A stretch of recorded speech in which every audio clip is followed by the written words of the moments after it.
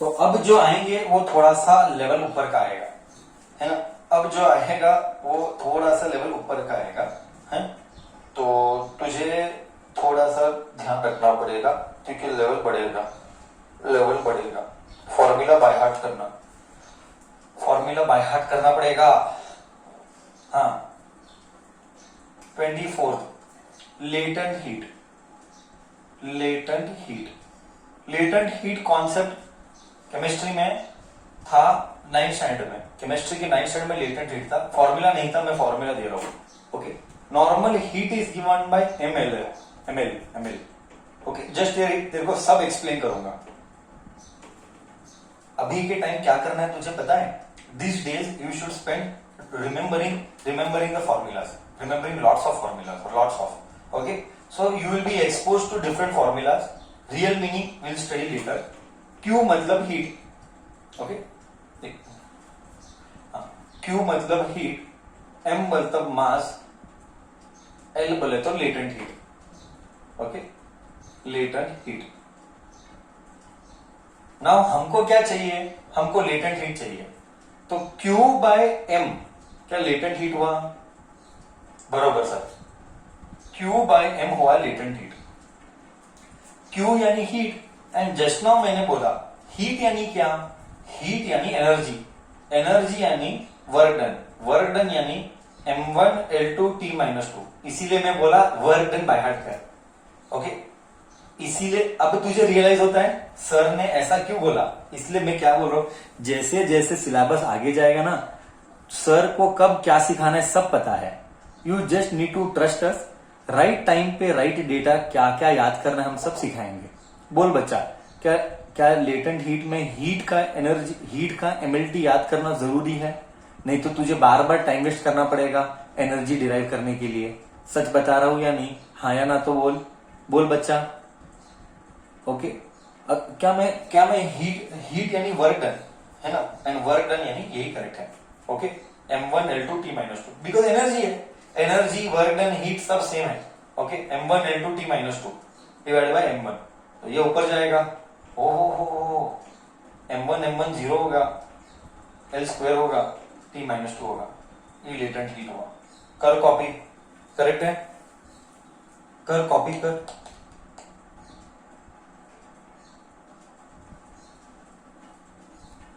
हाँ, okay, copied.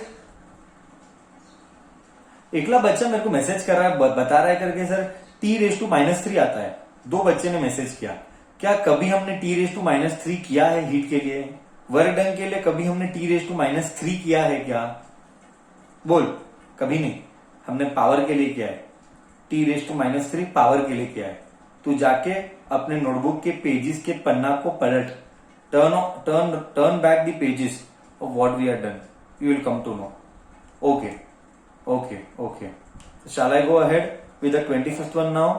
After latent heat, we have next called as specific heat.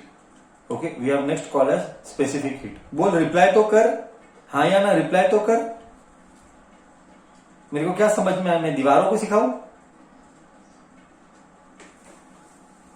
Next, specific heat.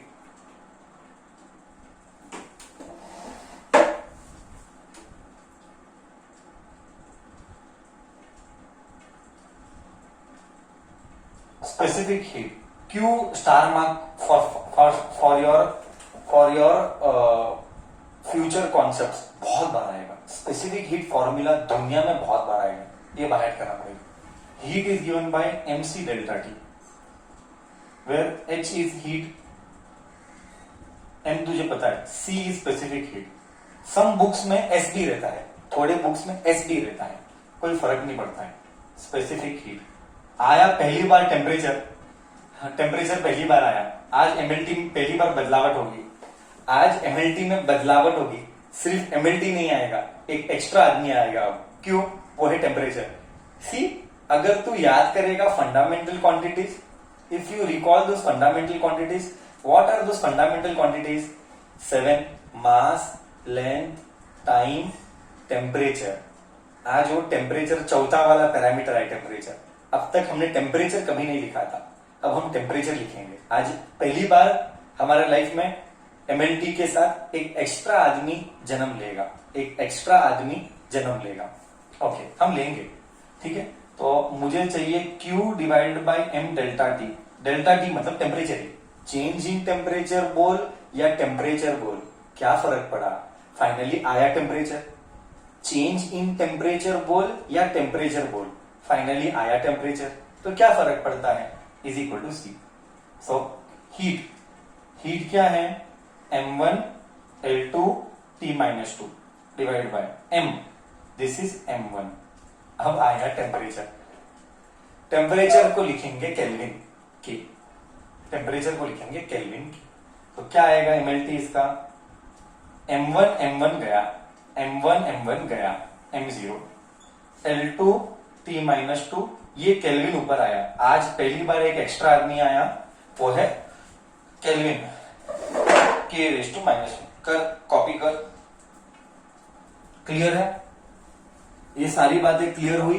Specific heat मैंने तो starting में ही बोला था, अब जो वीडियोस में आगे आएंगे वो धीरे धीरे लेवल को बढ़ाएगा।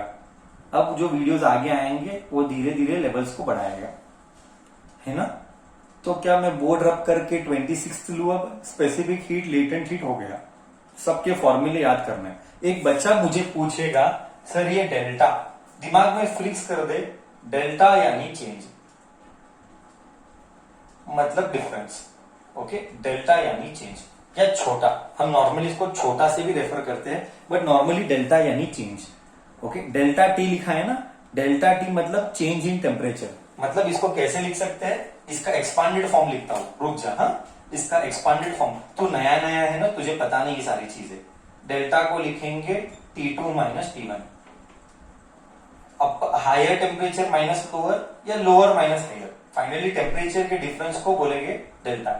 आगे से कभी भी फिजिक्स में मैंने बोला था कि I just told you now कि तेरा बहुत ज्यादा टाइम 1.5 मंथ सब्जेक्ट की भाषा को समझने में जाएगा। ये फिजिक्स की भाषा डेल्टा, ये है फिजिक्स की भाषा, डेल्टा यानी चेंज।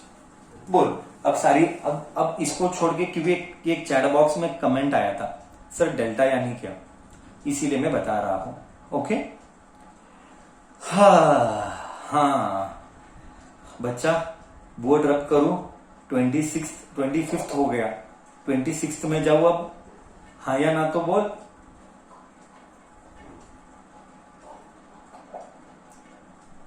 ओके, 26th वन,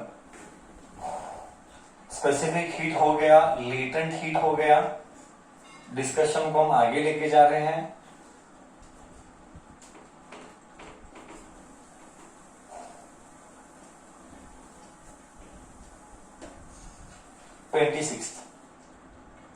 एकला बच्चा वेवलेंथ बोल रहा था, वेवलेंथ देने की जरूरत क्या है, फाइनली वेवलेंथ यानी लेंथ यानी मीटर ही हुआ ना, लेंथ यानी मीटर ही हुआ।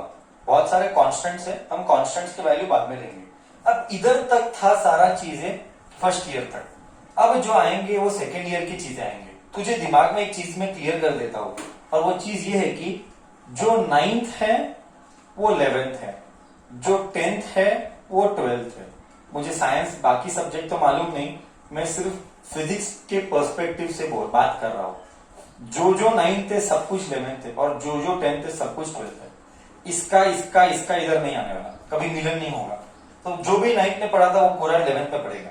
तो हमने अब तक किया सारे 11th के, सारे नहीं, मेजर जो मैक्सिमम है मैंने किया।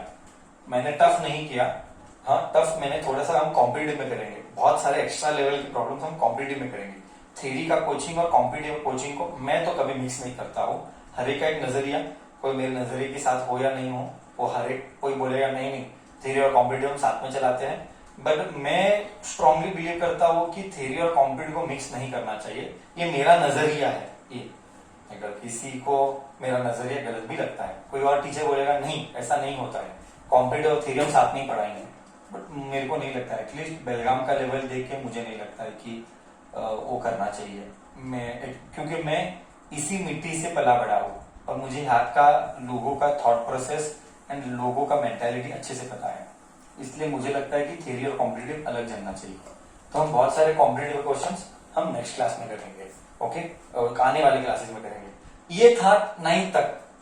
अब जो भी मतलब 11 तक, अब जो भी होगा वो दुनिया होगा 12th वाला, मतलब 10th वाला। 10th में क्या नया नया था बोल बच्चा, है ना? करेक्ट। हाँ, अब हम नेक्स्ट करेंगे। देख